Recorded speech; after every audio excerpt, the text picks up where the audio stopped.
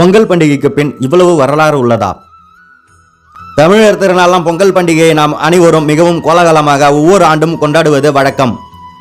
தை 1 பொங்கல் பண்டிகையும், தை 2 மற்றும் 3 ஆகிய தேதிகளில் மாட்டுப் பொங்கலையும் காணும் பொங்கலையும் மிக விமர்சையாக கொண்டாடுகிறோம்.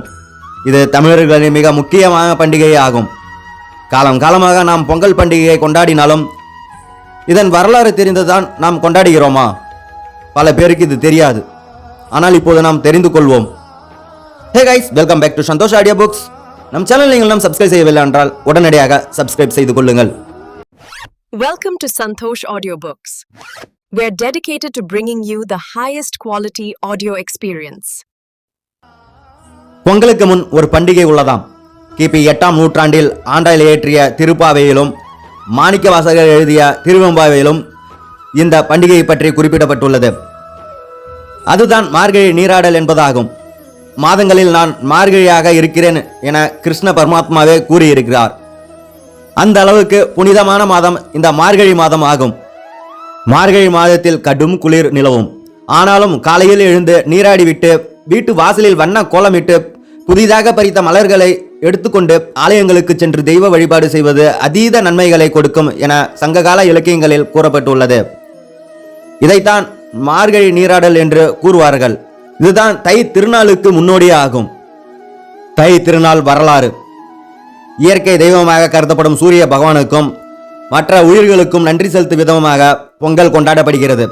அதாவது நாம் சாப்பிடும் நெல் விளைவிக்கு எவையெல்லாம் உதவியதோ அவற்றுக்கெல்லாம் நன்றி கூறி வழிபடுவதாகும்.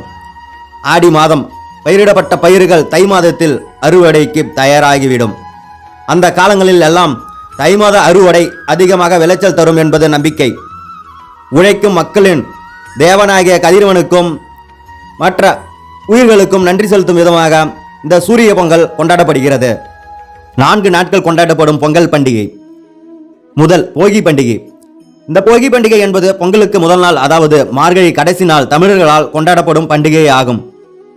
போகி பண்டிகை அன்று வீடு சுத்தம் செய்து தேவையில்லாத பழைய பொருட்களை எரிப்பது வழக்கம். பழையன கழித்தலும் புதியன புகுத்தலுமே போகியாகும். விளைச்சல் முடிந்த பிறகு ஆண்டு புதுமையாய் மகிழ்ச்சிகரமாக இருக்க வேண்டும் என்பதே அதன் பொருள். நமக்கு கெட்ட நேரம் கெட்ட எண்ணம் எல்லாம் இந்த தீயில் கருகிவிட வேண்டும். பிறக்கும் ஆண்டு நமக்கு நல்ல எண்ணங்களையும் நல்ல பலன்களையும் தர வேண்டும் என்று எண்ணியே போகி பண்டிகையை நாம் கொண்டாடுகிறோம். சூரிய பொங்கல். உழைக்கும் மக்களின் தேவனாகிய கதிரவனுக்கு மற்ற உயிர்களுக்கும் நன்றி செலுத்தும் விதமாக சூரிய பொங்கல் கொண்டாடப்படுகிறது. பொங்கல் படையலில் முக்கியமாக மஞ்சள் கொத்து, கரும்பு, வாழை, கிழங்கு வகைகள், கொடிவழி காய்கறிகள் போன்றவற்றை சேர்க்கப்படும். பச்சை நெற்களை அரைத்து தவிடு நீக்காமல் தண்ணீரில் சேர்த்து வைக்கப்படும் பருப்பு குழம்புடன் படையலிட வேண்டும். தை பிறந்தால் வழி பிறக்கும் என்பது ஐதீகம். உண்மைதானே? மனதார சூரிய பகவானை கும்பிட்டு படையலிட்டு பாருங்கள், நிச்சயமாக வாழ்வில் வெளிச்சம் வரும். அடுத்தபடியாக மாட்டுப்பொங்கல். விவசாயத்திற்கு உதவி செய்த கால்நடைகளுக்கு நன்றி செலுத்தும் நாளே இந்த மாட்டுப்பொங்கல். இந்த மாட்டுப்பொங்கல் தை மாதம் 2ஆம் நாள் கொண்டாடப்படுகிறது. மாட்டுப்பொங்கல் அன்று தொழுவத்தில் உள்ள மாடுகளை குளிக்க வைத்து அலங்காரம் செய்து வைக்கப்படும் பொங்கலே மாட்டுப்பொங்கலாகும். படைத்த பொங்கல், கரும்பு போன்றவற்றை மாடுகளுக்கு கொடுப்பார்கள்.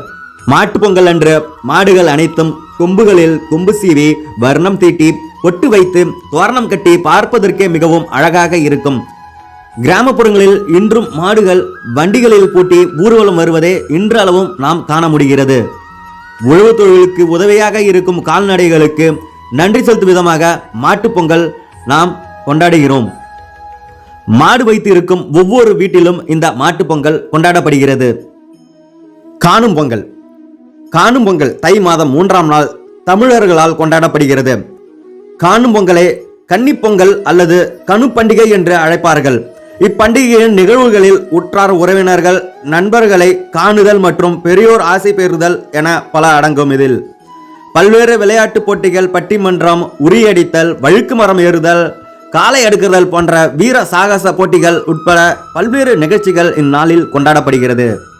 மேலும் இந்த நாளில் மக்கள் பீச், தியேட்டர், பார்க் மற்ற பிற சுற்றுலா தலங்களுக்கு சென்று மகிழ்ச்சியாக கொண்டாடுவார்கள். சமத்துவம் உணர்த்தும் பொங்கல் பண்டிகை. தமிழர் திருநாளான பொங்கல் பண்டிகை உலகெங்கிலும் உள்ள தமிழ் மக்கள் மிகவும் உற்சாகமாக கொண்டாடுகின்றனர். இலங்கை, மலேசியா, சிங்கப்பூர், அமெரிக்கா, கனடா போன்ற நாடுகளில் பொங்கல் பண்டிகை வெகு விமர்சையாக கொண்டாடப்படுகிறது. இவ்வளவு ஏன் கனடா, சிங்கப்பூர் போன்ற நாடுகளில் பொங்கல் அன்று உள்ளூர் விடுமுறை கூட விடப்படுகிறதாம். தைப்பொங்கல் விழாவானது தமிழர்களின் விழாவாக பலர் கருதுகின்றனர். ஆனால் அதுவல்ல உண்மை. பொங்கலை இந்துக்கள் மட்டுமல்லாமல் தமிழ் கிறிஸ்தவர்கள், தமிழ் இஸ்லாமியர்கள் சர்க்கரை பொங்கல் வைத்து சிறப்பு விருந்தாக குடும்பத்தினருடன் உண்பதும் தமிழ்நாட்டில் பெரும்பான்மையை உணர்த்துகிறது. இந்த 4 பண்டிகைகளும் நாம் மிகவும் உற்சாகமாக கொண்டாடுகிறோம். வெவ்வேறு இடங்களில் இருப்பவர்களும் பொங்கல் பண்டிகையை கொண்டாட சொந்த ஊர்களுக்கு செல்வது வழக்கம்.